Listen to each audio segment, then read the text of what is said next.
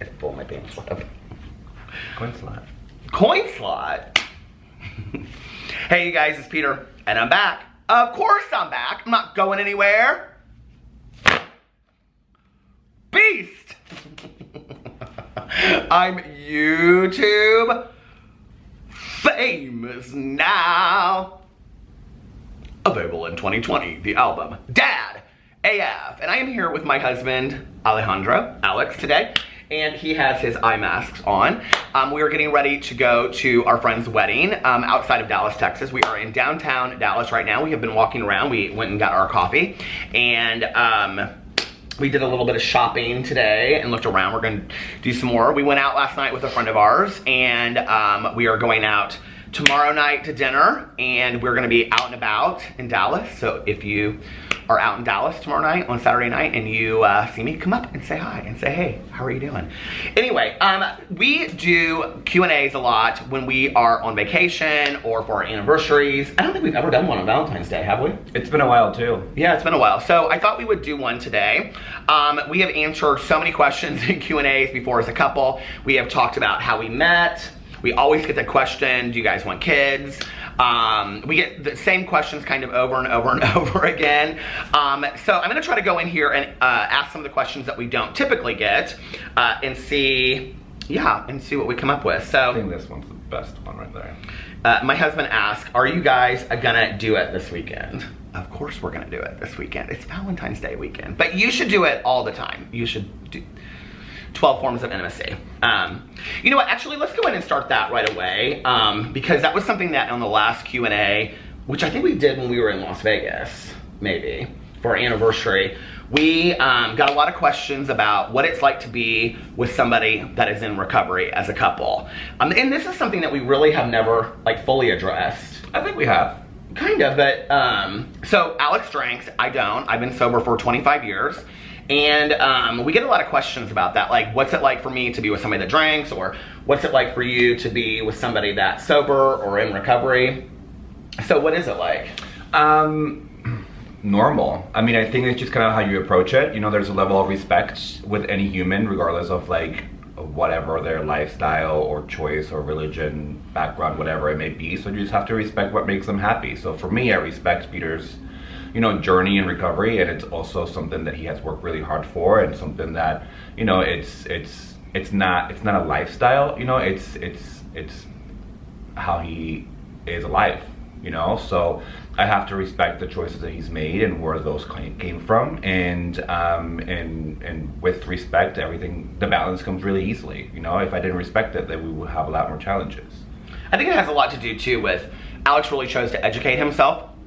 We're sitting in the window, which is why the lighting is kind of weird. But I think it has a lot to do with the fact that Alex chose to educate himself a lot on it. There was actually a point where I was kind of like, I didn't think he really got it, because when we got together, so I was 36, I got sober.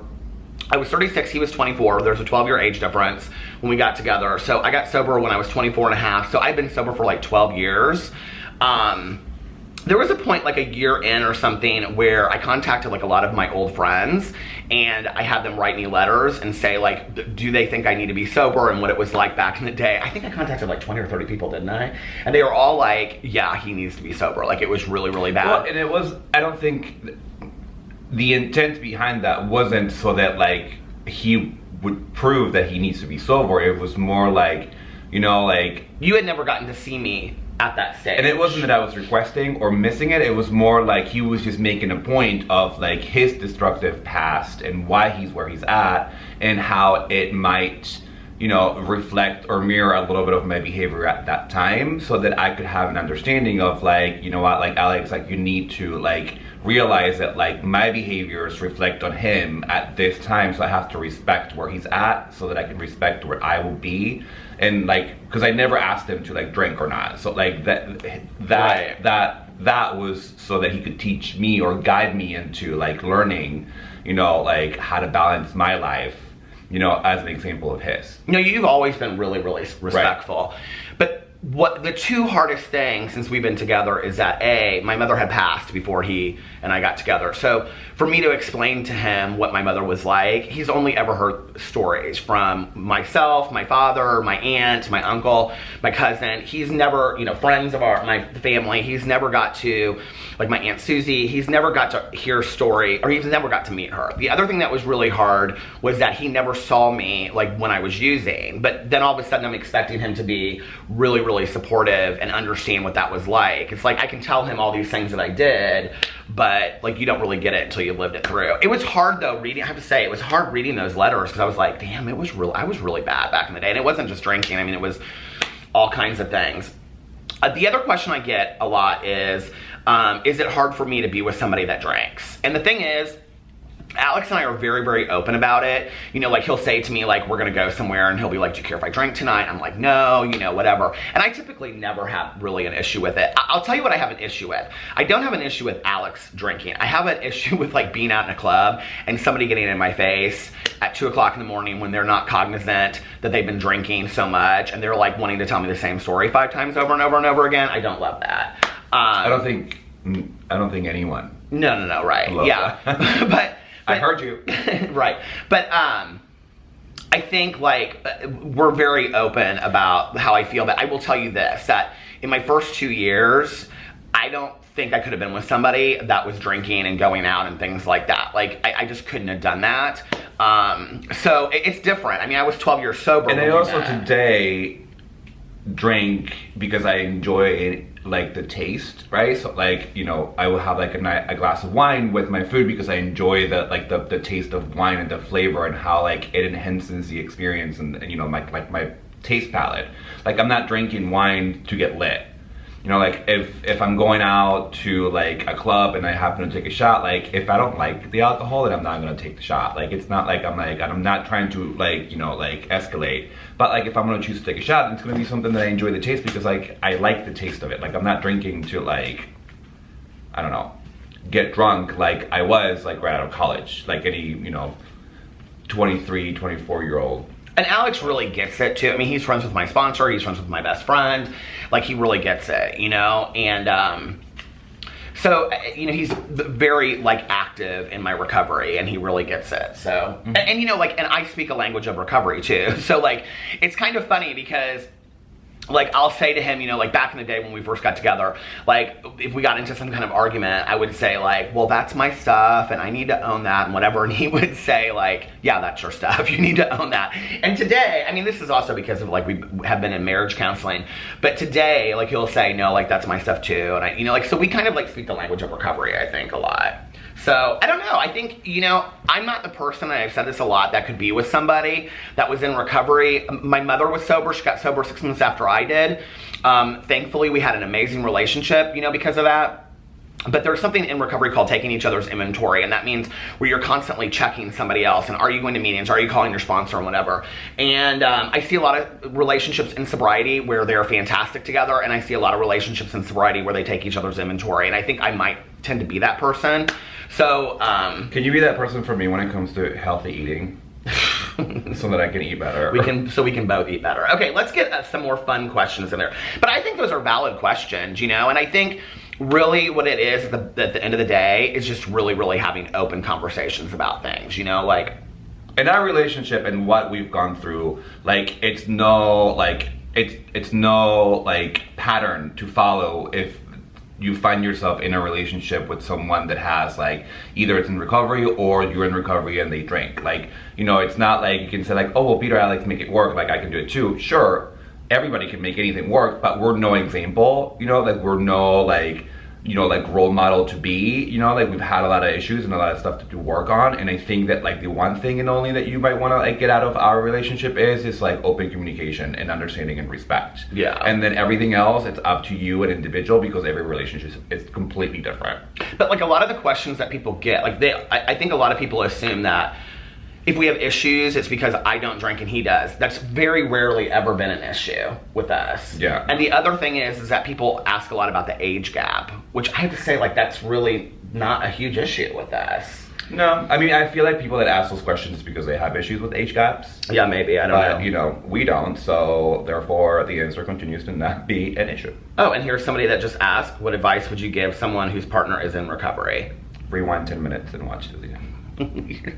I think asking questions too, you know, and understanding. Like, Alex understands things when I say, like, I'm going to a meeting or this is my home group. I mean, he knows the language. Like, he really, really gets it. I mean, he probably knows just as much as a person that's in Well, and then also knowing that the person that you're with doesn't know what you know. You know, it's kind of like expecting, like, if you were like a mathematician, you know, like expecting someone who doesn't know anything about math, like, to know like all the, like, the algorithms and like stuff, like, they wouldn't. Right. So you have to teach them, and you have to have the patience to do so, because if you choose to be in a relationship with someone that it's not working a program, then you have to have the patience to teach them so they can elevate themselves and their knowledge, so you can have that, like, common sense. If you don't want to go through that, then do not date someone that doesn't know anything. I'm interested, just since we're talking about this, how would you define working a program, since you're a person not in sobriety? How do I define working a program? How would you define working a recovery program? I define it as someone that, like, what things would that person be doing? It's knowledgeable and active in their 12 steps, and that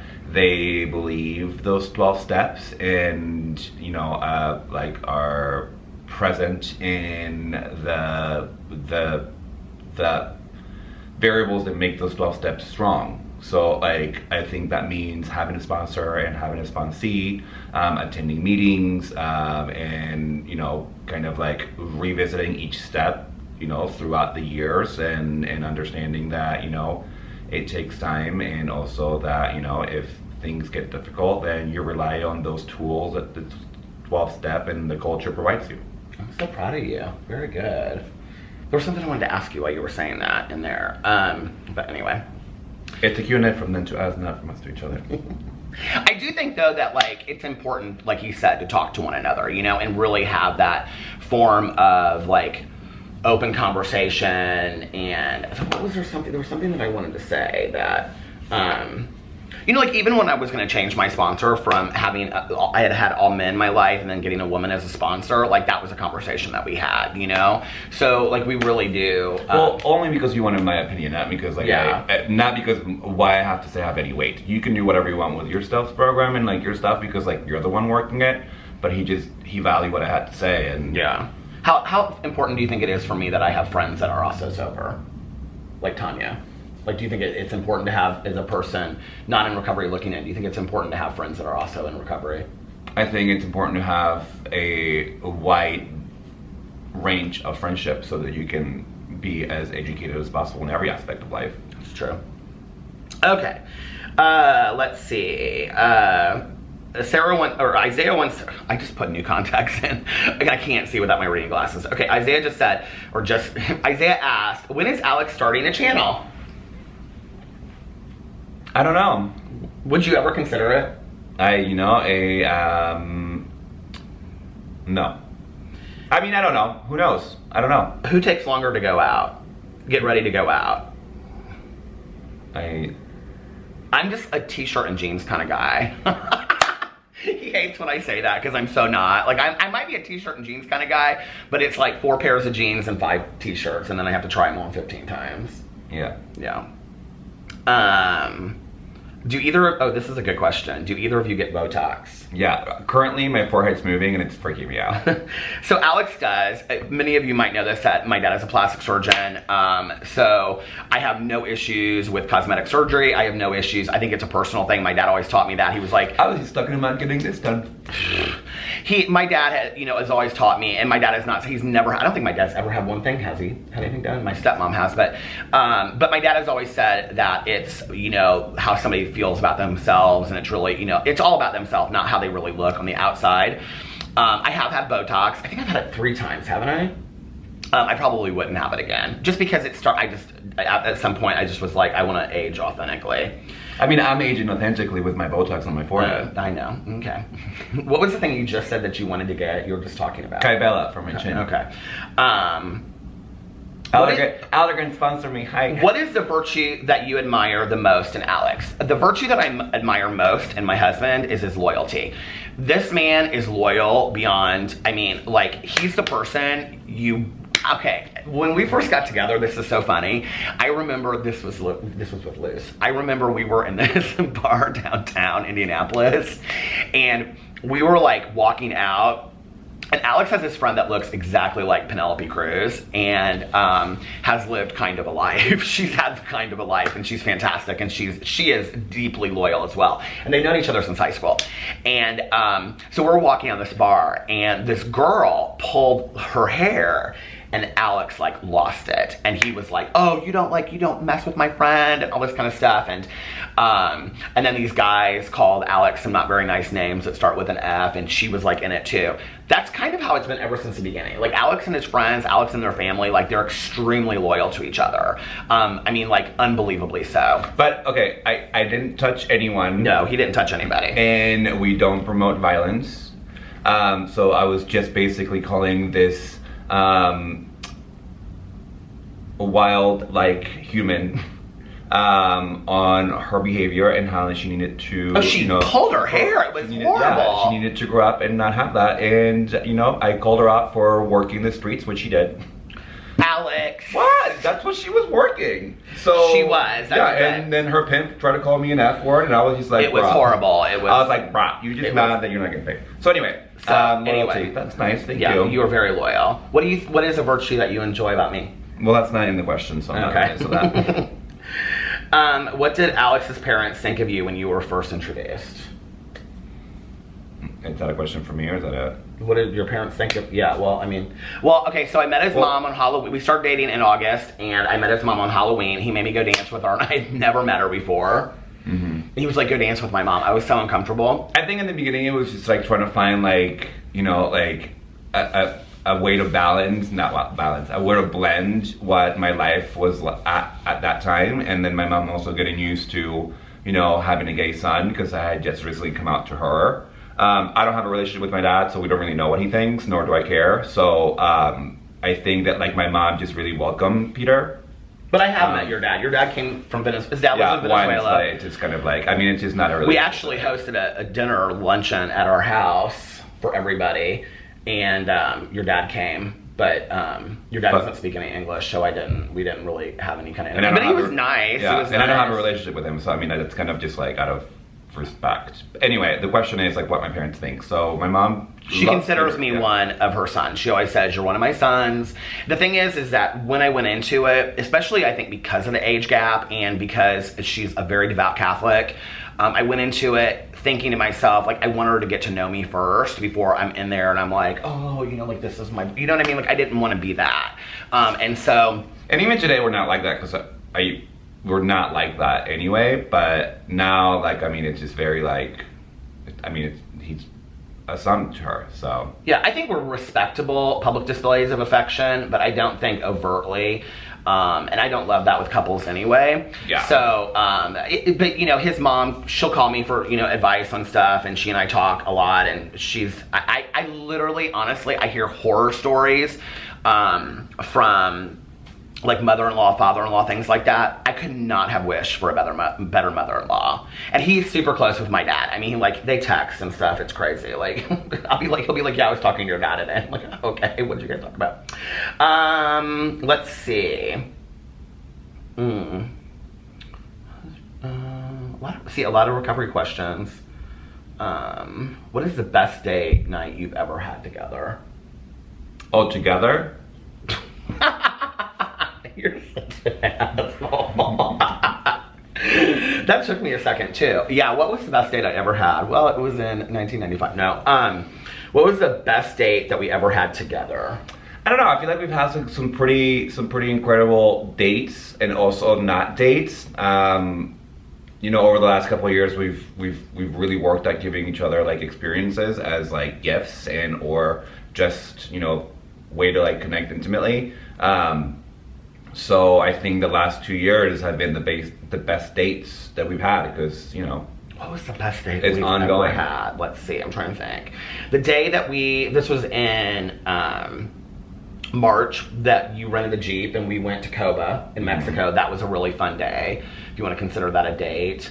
Javier's in Vegas for our anniversary. That was really fun. Our first date was fantastic, honestly. I mean, I went into it with no expectations. Like, I was just like, I don't want to be in a relationship. He didn't want to be in a relationship. He had another date planned for the next night with somebody else. Yeah, I was single, so. We just went to some, like, we went to Bravo Italian restaurant, and I don't think either of us thought anything. I mean, we both say it was like the best first date ever. We just talked. Neither one of us finished our meal, so it was great.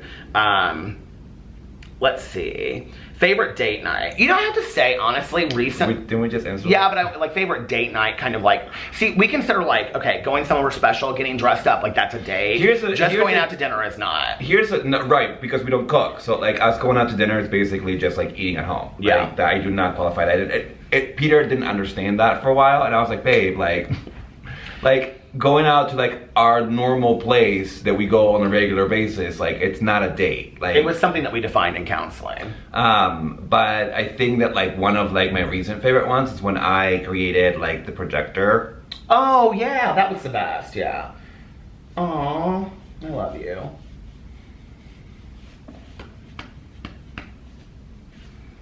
I know why you're crying, babe. It's okay. Alex did a projector on our.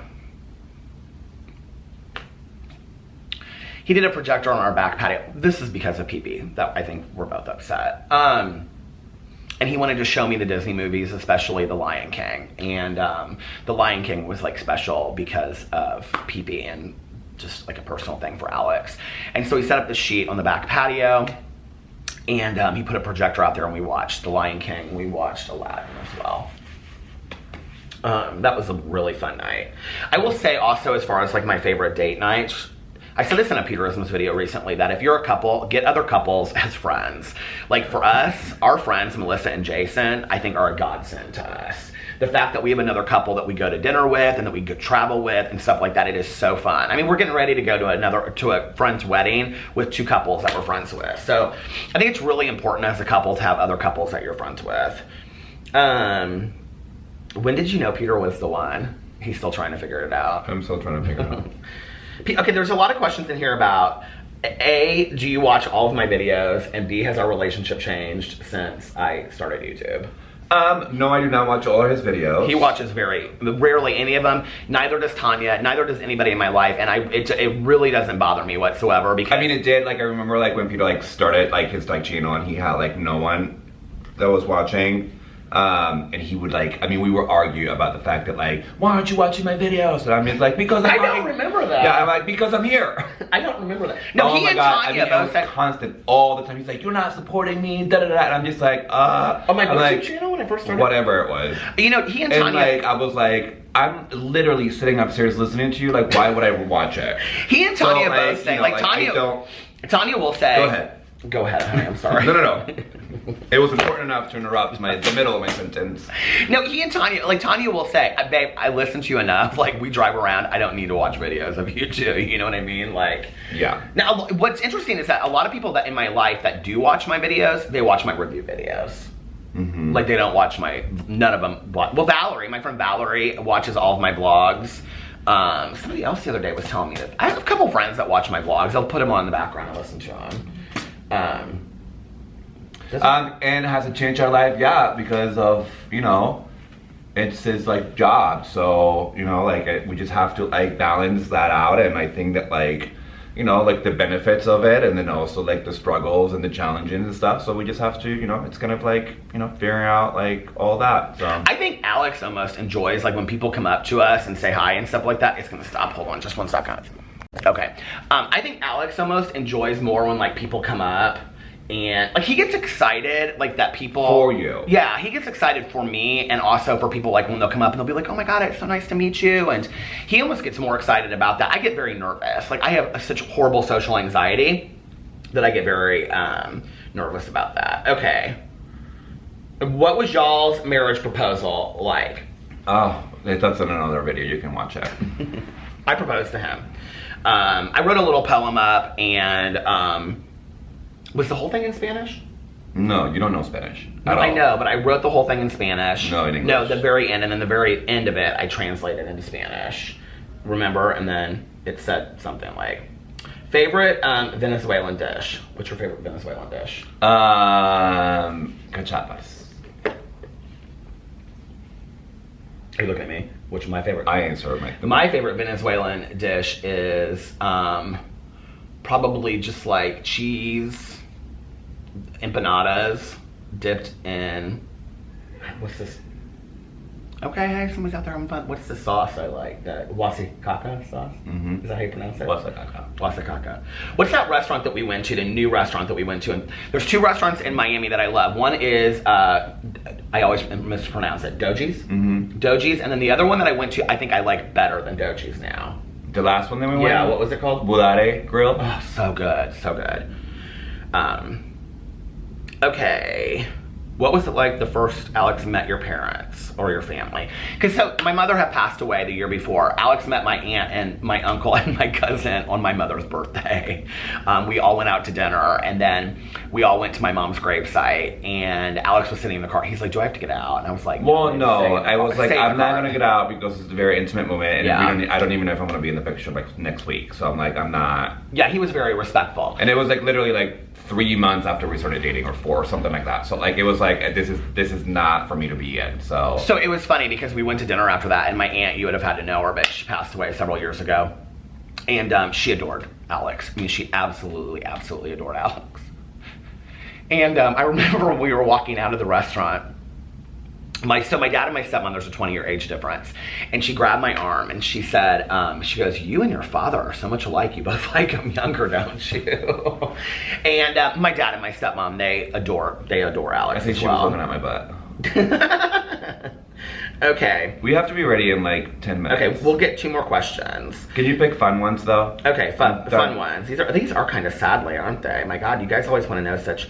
Okay, God, everybody wants to know our favorite date night.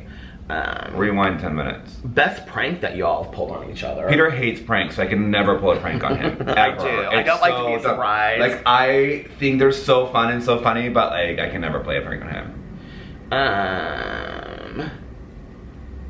Okay. Oh my God, what is your best date? What is your best date? What is the best vacation you guys have ever been on? I don't know, all of them are great. Miami, I think, is all. Oh, I don't know, Las Vegas, so. I mean, any date where we can, this is the thing. Any vacation that we're not together, it's the best vacation. Like, the thing is that we both, like, love to go to the beach, love to lay on the beach, love to order food, and, you know, I get Diet Cokes and he gets drinks on the beach or by the pool, and then take a nap. Well, he doesn't like to take a nap, but take a nap and then go out for the evening. So, like, it's perfect for us. Like, we both love that. Okay. Oh my God, these are so many questions about dates. Dates. What's your favorite date? What's your favorite? Do you ever share clothes? We used to. No, because I can't fit into anything that he wears. So we used to. And okay, so he swears he wears a size 10. I wear between a 10 and a 10 and a half in shoes. He swears he wears 10s. 10 and a half or 11. He wears 11 and a half. Not so he 11 stretches and a my half. shoes out, and then I'm just like, just take them because I can't wear them now anyway. Okay, let's see. Who said I love you first? I did. Mm-hmm. And a lot of these we've answered something unique about each other. Something positively unique about each other. Something that nobody would know about you.